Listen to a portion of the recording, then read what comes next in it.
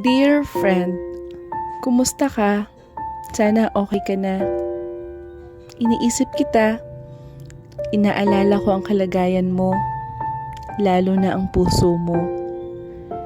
Sana okay ka, dahil hindi ko gusto ang nangyayari sa'yo. Huwag mo sanang hayaan na balutin ng galit ang puso mo.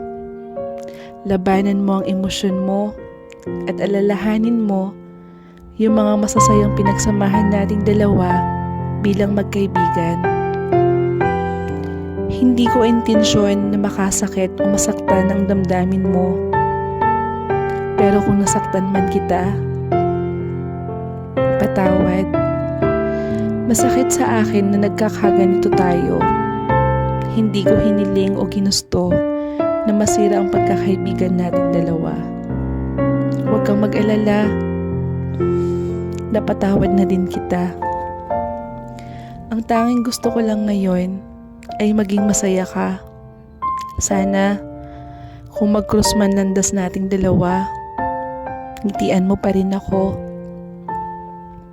Katulad nung unang pagngiti mo sa akin at sinabi sa aking sarili na magiging kaibigan ko to. Lagi kang mag-iingat at hangad ko ang kaligayahan ng puso mo.